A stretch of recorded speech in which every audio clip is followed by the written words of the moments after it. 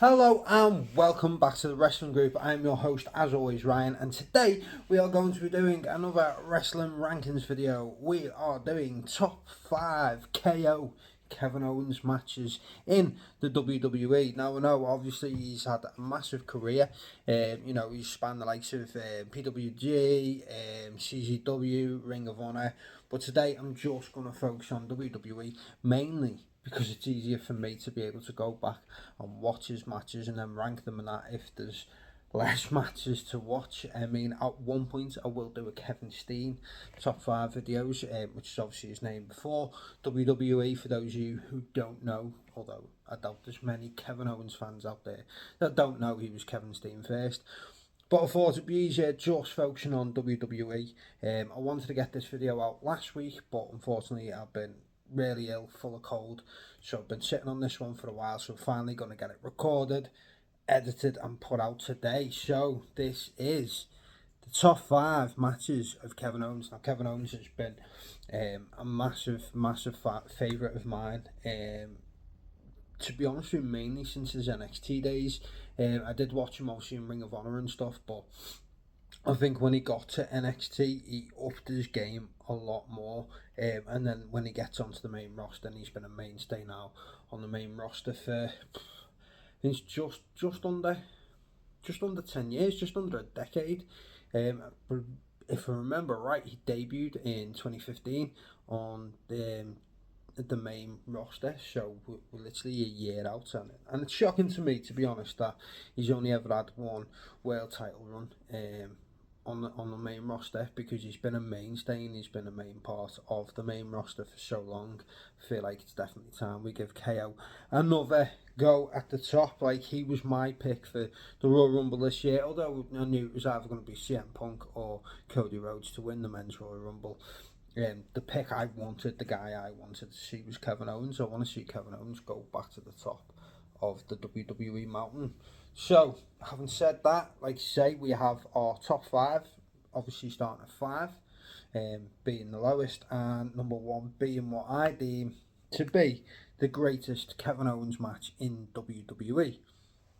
So, we'll start at number 5, and I have gone for Team Ciampa versus Undisputed Era War Games 2019. So obviously Team Ciampa was Tommaso Ciampa, Keith Lee, Dijakovic, and a returning surprise entrance of Kevin Owens. Matt Riddle was originally scheduled for this match, but was removed to face Finn Balor at the pay-per-view instead. They had an ongoing story. He took Matt Riddle out and put him against Balor in a singles match instead. The match started with an unknown fourth member for the Team Ciampa. Roderick Strong and Tommaso Ciampa started the match. After 5 minutes, we had Kyle O'Reilly entered, followed one by Dijakovic. That's going to be a nightmare saying that. Bobby Fish, Keith Lee, and Adam Cole. As Cole entered the ring, he put a few tables in the ring, but as he climbed the steps to enter, Ciampa shoves him off and he goes through one of the tables that's leaning up against the barricade outside the ring, before then bringing him into the match. As the time then ticked down, there was silence, because it ticks down and then instead of music hitting straight away, it goes quiet. Everyone's like, oh, who's this guy gonna be? They're in the ring and they're playing it, and it is going for a little bit. Undisputed Era all sat there like, what's going on? There's a couple of them walking around in the ring. I think it's Roderick Strong's turning around going, there's no one even there, or Bobby Fish, I think it was, can't remember now. There's no one even there, there's no one coming out, no one's ready for them. Adam Cole's like goosed in the corner, sitting down on the ropes. And then the next thing is, his music hits and everyone's going, whoa! And then Adam Cole's face sells this absolutely perfect. He's like, oh my God, he literally looks terrified that KO is about to come out and enter the ring. And KO comes out with his full aggression, like he comes out, appears, and everyone's like, whoa! And you don't see him, it's not like he's stood there taking it all in, like, hey, they remembered me, everyone is happy I'm back in NXT. He just comes up and he's like, ah! It's like, yes, go! I remember that being one of the biggest pops in NXT, probably in NXT history, to be honest, is when KO returned for the War Games match. So, you know, that is and also a big reason, as well as the match itself. That also is a big reason why this made the list for me. Just that reaction, like I go back and I watch just that reaction, and I think it's probably the biggest reaction, maybe just after WrestleMania 39, that KO has gotten in his career for me. Owens hits a stunner on Cole for a 2 count pretty much straight away as he enters. Obviously, as he enters the ring, because it's a War Games match, that's when the bell tolls and the match can officially start, even though it's been going on for the past 25 minutes. But you can finally get a pinfall or a submission to get the win when everyone's in. Like I say, he gets his 2 counts. Cole hits the Panama Sunrise on the steel on KO. So, you know, where they got the steel part in between both of the rings, because obviously, as you know, War Games there's 2 rings, and they've got that steel part that connects the 2. You know, he struggles a little bit, but he manages to get KO over for the Panama Sunrise and drops Owens right on top of his head. KO's highlight of the match was probably hitting a frog splash on Kyle O'Reilly through a table. You know, he does a perfect frog splash. I think it's an underrated frog splash as well. When you talk about frog splashes, people talk of RVD, Eddie Guerrero, but I think KO hits a perfect one, and when he hits it on to Kyle O'Reilly through the table as well, he hits it perfect, but it looks more like ferocious and aggressive the way he does it. Just like all that aggression and that, he's got that aura about him, hasn't he, where he's always like, rah! Even when he's a face, he's always like in your face and proper, rah! Like ready to go off at any point. And I think that's why I like KO. He always comes out with that like aggression and that like raring to go all the time. And then at the end, Ciampa hits an incredible air raid crash off the top of the cage through 2 tables on Adam Cole for the win. So if you remember, like Undisputed Era, probably one of the biggest, if not the biggest thing to come from NXT. You know, to be in NXT, say come from NXT, but they never made roster debut, did they? And one of the greatest factions in WWE history as well. And they didn't get the win. And to be honest with you, it's no surprise when you look at the guys they were up against. Tommaso Ciampa, who was obviously on absolute top of his game back then. Keith Lee's a massive dude, so athletic, so underrated. It's criminal how underrated Keith Lee has been in 2 major companies. And then obviously Dijakovic is another big dude, scary looking dude. He's a decent wrestler, again, probably underrated too. And then KO is just an absolute monster in the machine. So it's no surprise they won, but for them to actually get the win over the Undisputed Era, who were obviously massively over as well and popular at the time, just shows how good they were as a team. So that comes in at number 5, War Games 2019. So in at number 4, I have gone for Kevin Owens versus the Demon Finn Balor NXT Championship match at Beast in the East. Now that was the WWE Network special that they did over in Japan. The match card wasn't brilliant, but the one match that everyone was hyped and was looking forward to was obviously Finn Balor versus Kevin Owens for KO's NXT Championship. A lot of speculation before the match was that Balor would win the match, with it being obviously in Japan, and he has obviously that New Japan history, you know, with him being Prince Devitt, winning the IWGP Junior Heavyweight Championship, obviously starting the faction of Bullet Club. You know, he's got so much history, and he is seen as such a big name and a popular name in Japan that a lot of people did think this is it, Balor's gonna win and take the belt. But that being said, it's not like what it sort of is now. Is like when they do that sort of thing, you can pretty much tell from the get go and the way the match goes and everything else. It's like a foregone conclusion, but it's not a very good match. Back then, especially with like NXT, so this is an NXT booking on obviously a main card, and it was the first time I believe that WWE had done a big event in Japan, and I'm pretty sure it was the first time that the NXT Championship was defended in Japan as well. Don't quote me on that. You feel free to look it up and let me know in the comments, but I'm pretty sure it was the first time that the NXT Championship was defended in Japan. But it didn't take away just how good of a match this was. But I mean, you've got two guys that are phenomenal. You know, like I say, Kevin Owens, obviously he built himself up. He'd done great things in Ring of Honor. And CZW and stuff like that, and he built himself up as a brand that way. You know, Finn Balor, Prince Devitt, built himself up. You know, made himself a big deal in New Japan. You know, obviously the formation of the Bullet Club, especially.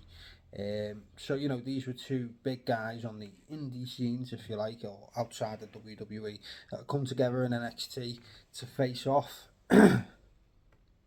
So it starts with Balor coming out of the gates red hot, even attempting to put Owens away early with the coup de grace.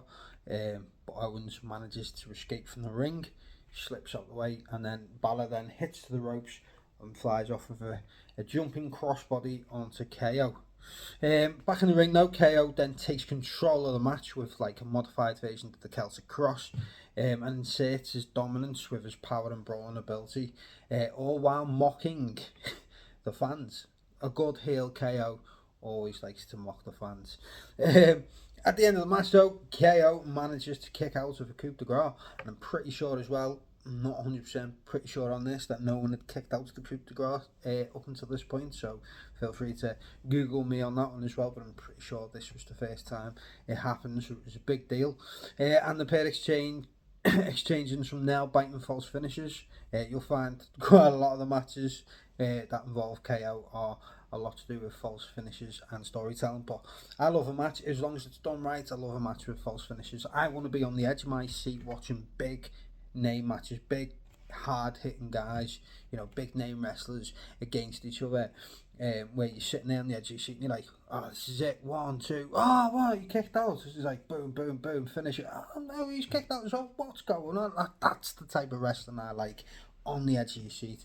I mean, sometimes it doesn't call for that. Sometimes, like, you need someone to just hit a big move, like a big finish, like an F5, like a spear, you know, from Goldberg or whatever, and then that's it, match done. That works for them type of guys, but I love it where you get it and you think, yeah, he's hit his big move, it's over. The match has been going 20 minutes, and then they kick out, and then it continues, and then another big move, and then another kick out. I love that sort of stuff. As long as it's done right, and in all of these that I've got it, they're all done perfect. So like I say, there was some nail-biting false finishes before Balor reverses a pop-up powerbomb and puts Owens away. He does the dropkick, typical dropkick into the corner, hits the coup de grace for a second time, and manages to pick up the victory and his first NXT Championship. You know, seeing Balor lift the belt in Japan, you know, a lot of his paint that he'd used for the demon thing had like different bits of Japan modified into the paint to make it more of a thing to do with his history of Japan. And then seeing him, you know, with obviously the paint's coming off at this point, but to see him all there with this, holding the NXT Championship up, and it was like a send-off for Kevin Owens going to the main roster, who, to be fair, hadn't been in NXT that long at the time. But that is number 4, Kevin Owens versus the Demon, Finn Balor, for the NXT Championship in 2015 in Beast in the East event. So we go on now to match number 3. And you know what? It took me a while to pick these matches. It took me a while to decide, obviously, which matches, which is why I made WWE only, because it narrows it down to a limited time. But like I say, he's been on the main roster for nearly 10 years now. He's done NXT for about a year before, and so technically it's about a decade's worth of work, you know. And it really got hard to whittle it down. Then when I had me 5, it was then trying to order them as well from 5 to 1, because I don't like just going, oh yeah, top 5, any of these in any order. What's the point? Everyone that picks top 5 videos wants to see people rank these videos, and then everyone wants to have their own opinions on that shouldn't be there, this should be there, that should be higher, that should be lower. So that's what makes these videos fun. That's what I enjoy doing them. But it's also really hard to do when you've got certain guys that you look at and you're like, I don't know what order to put these in, and this is one. So at number 3, I have Kevin Owens versus Sami Zayn. It's no surprise. There was a match between those two, had to be in the top 5 because they are brilliant against each other. But I've gone for me, Battleground 2016. From their time as tag team to rivals in Ring of Honor and NXT, KO and Sami Zayn have also gotten to mix it up a lot on the main roster, and even if fans start to get a bit tired of the storyline, you know, because I've heard grumblings before where it's a, oh yeah, they don't know what to do, so they've just gone back to KO versus Sami Zayn again. But the match quality never failed, no matter what. I know at this point they hadn't faced that much on the main roster, so it wasn't that bad. But I know they've done years and years and years later, and then they've got together as a team, and then they faced and stuff like that. But the match quality never drops. Even if you go, oh yeah, we've seen this match 100 times. When you tune in and watch it, they'll still do other things that you haven't seen. They'll still put on an absolute bang, and most of the time they still come away with match of the night. But this match for me is the best of the bunch in WWE, the times they faced each other. This match starts fast paced, Sami going straight for the hell of a kick, which Owens then manages to escape from. He slips out the ring. It's pretty similar to the start of the Beast in the East match, where Balor goes straight for the coup de grace. So people know with KO, you've got to try and hit your big move fast, because you're in for a tough match if you don't put them away straight away. A hard-hitting and aggressive match from beginning to end told the story well of the friends turned rivals, but it also started to become about the underdog Sami Zayn trying to topple the more powerful Kevin Owens. Some great false finishes, again there's that. Weird again, false finishes and counter-attack wrestling shows these two at their best, and at the end of the match, Owens gets a 2 count from a frog splash. There's that frog splash again that I was talking about earlier. And sets up a pop-up powerbomb, which Zayn manages to reverse into a DDT. He goes for a hell of a kick, but is countered by a super kick by KO. Zayn also hits a suplex, which he managed to get a 2 count for, before another hell of a kick attempt, which KO this time counters into a pop-up powerbomb. So as Zayn's running towards him, he flings him up in the air. Oh, God, you know what? I know he still does it occasionally, and I know he does well with the stunner, and it's a lot easier on his body, and it's easier to hit out of nowhere, but man, that pop-up powerbomb he did was just glorious, and it made him more mean and aggressive. I suppose if he went back as a heel, he'd probably use it a lot more. The stunner's more of a face move, isn't it? But like I say, it is better on his body. But that pop-up powerbomb when he used to hit it was devastating. So he gets the 2 count there, as Zayn's foot manages to get onto the ropes. So he doesn't quite manage to kick out, he just manages to get his foot onto the rope, which obviously stops the count. An enraged Owens slaps Zayn across the face, and he's like, why won't you just stay down? And he runs into another suplex. So he gets dead wound up, slaps him, goes, and then runs at him and gets hit with a suplex, and then gets hit with a devastating hell of a kick, and he hits him that hard that when he comes off the ropes, he sort of just collapses, drops into Sami's arms, and Sami's like, hang on, shoves him into the corner, goes back and hits another hell of a kick, which the crowd erupts for. Nearly swore that. Which the crowd erupts for, and then he manages to get the victory. So we had Sami Zayn coming out on top in their match at Battleground 2016, but it's literally one of them 50-50s, isn't it? Like, you can go back throughout the years, KO's won so many, Sami's won so many, and like I say, they're rivalry matches. You can go back to Ring of Honor and watch Kevin Steen versus El Generico, you know, some fantastic matches there. But in WE, in terms of just WE, this one for me is the best, and that's why it comes in on the top 5 list of Kevin Owens matches. Be interesting to do Sami Zayn one at some point. Number 2, deemed the second greatest match of Kevin Owens' WWE career. I have Kevin Owens and Sami Zayn, but this time as a tag team against the Usos for the Tag Team Championships at WrestleMania 39, Night 1. What's this? Oh, it's the Bloodline story. Well, to be honest with you, it has had some good, solid moments and matches. Other times it has felt really drawn and dragged out, and oh yeah, we've seen this before, such turn on him, blah blah. But at this point, a year ago, it's literally nearly a year ago now, You know, the whole part of Sami Zayn joining the Bloodline, and you knew it was coming where eventually the Bloodline would turn on Sami, and you know, at one point we thought it was going to be in the War Games match, and then you know, Sami ends up helping them win the War Games match. Then they don't turn him there, and eventually the turn comes, and you knew it was coming, but eventually it comes, and he ends up teaming back with former best friend Kevin Owens, and this was definitely one of the best moments of the whole Bloodline storyline, and especially Sami's part in the Bloodline as well. It was watchable, and it wasn't just watchable, to be honest with you. It was must see TV at this point. You know, I know for me, Roman Reigns should have lost about Cody Rhodes last year. We didn't need another year of the Bloodline story. So for me, probably this was the last must see thing that the Bloodline have done.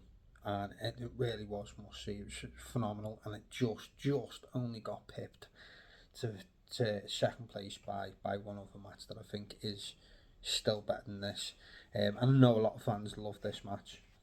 This was the first tag team match to main event of WrestleMania, because it main evented night one of WrestleMania. Obviously, Roman Reigns versus Cody Rhodes main evented night two of WrestleMania last year.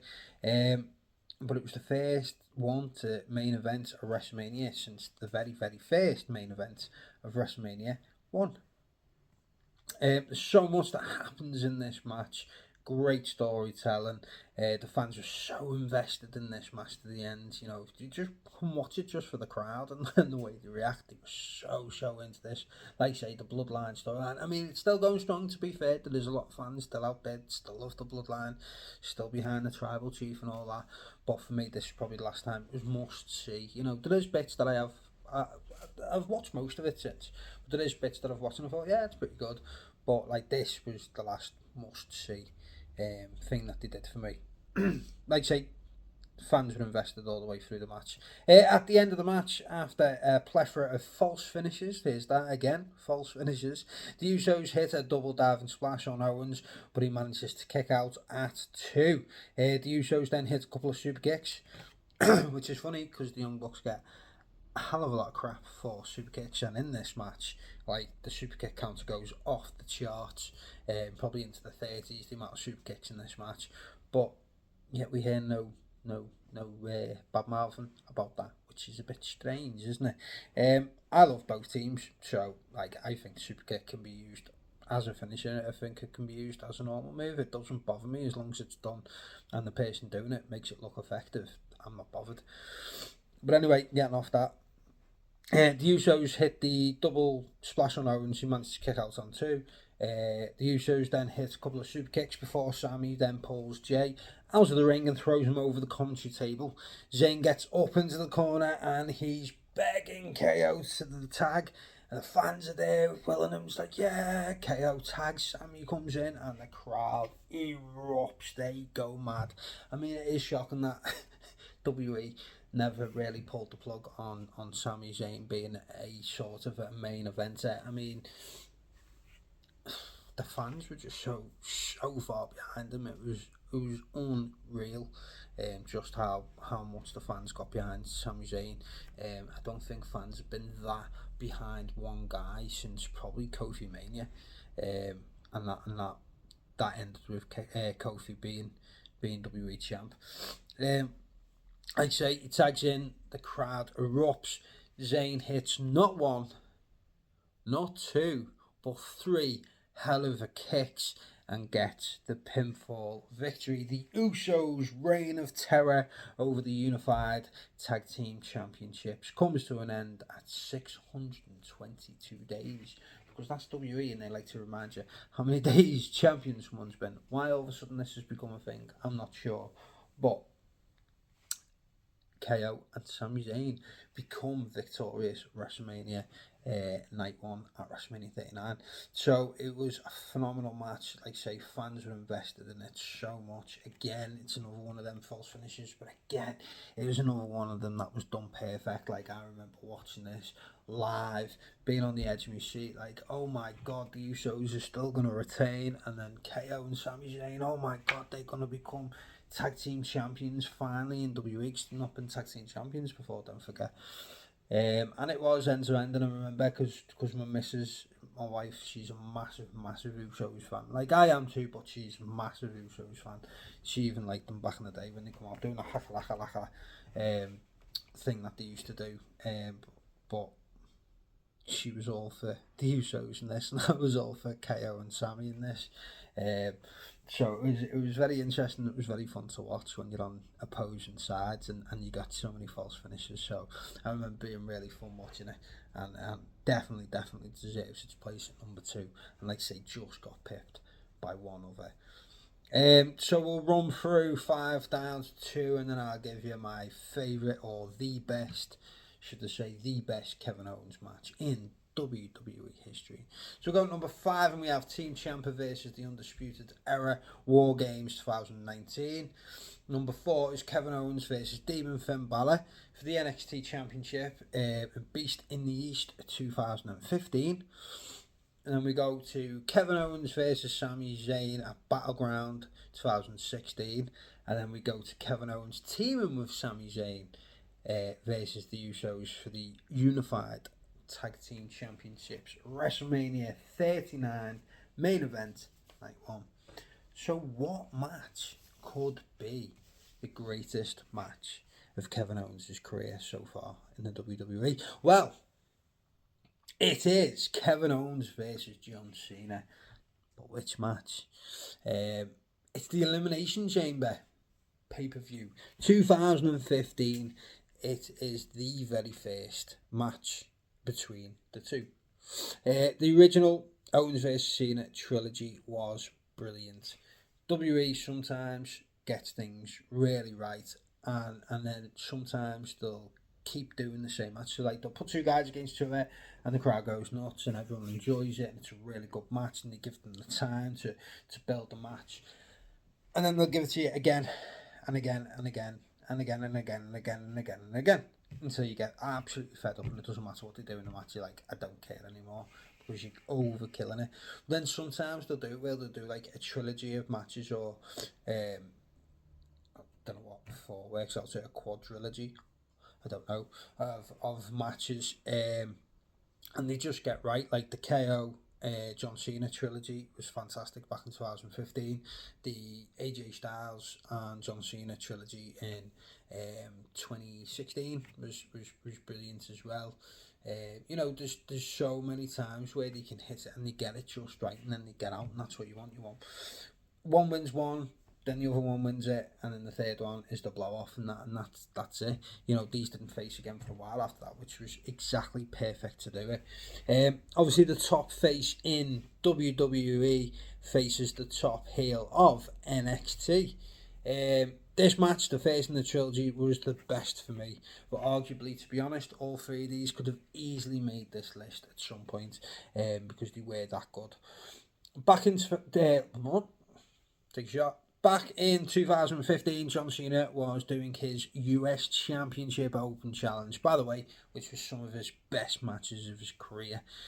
When KO, then NXT champion, came out, he attacked Cena and stomped on the US title, holding his NXT title up in the air. That was enough, basically. Story was set. John Cena, absolutely, the American hero, the patriarch of America or whatever. And this Canadian dude comes out and steps on the title. It's like, oh, how dare you disrespect America? Boom, story set. This match, though, unlike the others, starts off pretty much at a slower pace, but you can see both guys are soaking up the atmosphere before the basic headlock spots and test of strengths and such to start. At the end of the match, though, we get that fast-paced false finishes that I absolutely love about KO matches, and to be honest, I absolutely love in wrestling as well. I like guessing who's going to actually win. Like, even if there's a match that, this dude's going to win, like say with Finn Balor, pretty much like 99% nailed on. He's in Japan, he's going to win the NXT Championship for the first time. KO's already started to appear on the main roster against John Cena. We know what's going to happen. But then you get so invested in the match and you do so invested with the false finishes, you forget You forget, oh yeah, Finn Balor's going to win this. You forget that's like this with, John Cena and KO. You're like, you forget who you think's going to win. You just then invest it going, oh no, he's kicked out, oh no, he's kicked out, oh no, he's kicked out, what's going to happen next? And that's when wrestling is fun and exciting for me.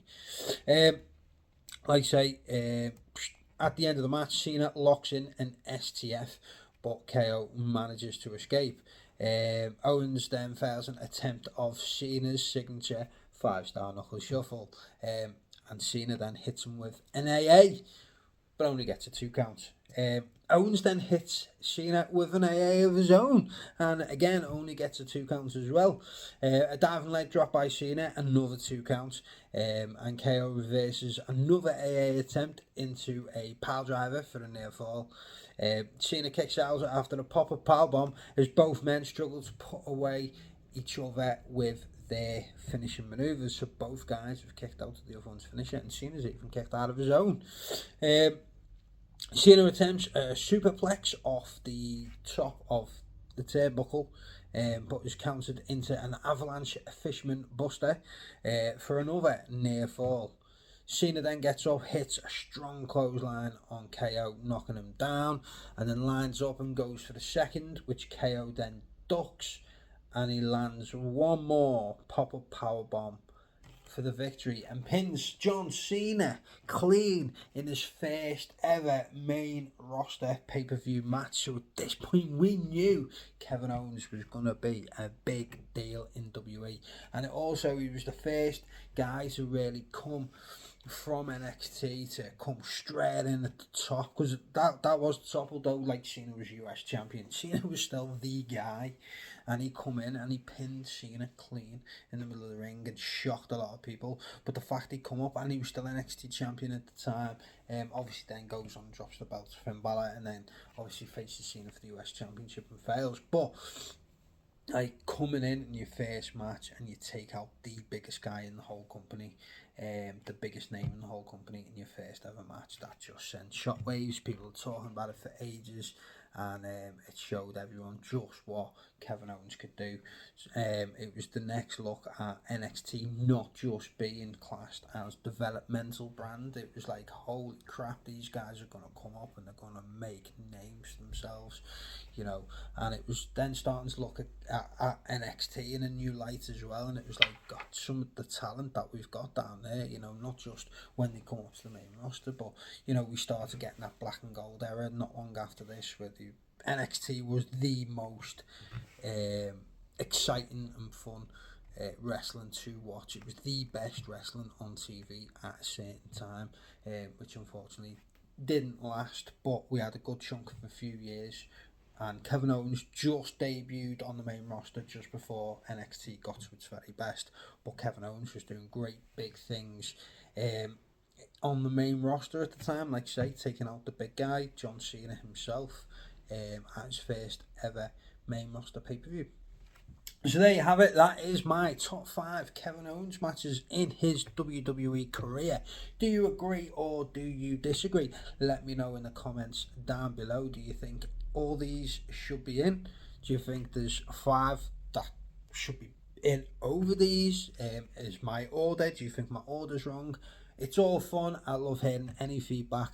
I love people telling me their lists as well. So get on the comments, let us know what your top 5 Kevin Owens matches are of his WWE career so far. Also let me know your thoughts and feelings on Kevin Owens only being a world champion. Well, he was Universal champion, but technically a world champion only one time, especially back then beating John Cena so quick. I expected at this point, nearly a decade on the main roster, that KO would be 4 or 5 time world champion easy by now. Just let me know, do you think he has been pushed to the side, or do you think that Kevin Owens is in exactly the position that he should be in?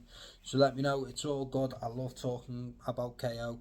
Like I say, he's been one of my favourites for a long time now, and my kids love him, I love him, and it just brings that aggression that I love. Like, just go back, if you don't do anything else, Go back and watch that return to NXT when he comes out and he's just like, ah! I love it. I'm going to put it on in a sec because I've got myself all pumped up now. I want to watch it again. So, as always, don't forget, leave me a like, a comment, and subscribe to my YouTube channel if you haven't already. And stay tuned for more wrestling-related content coming your way very, very soon.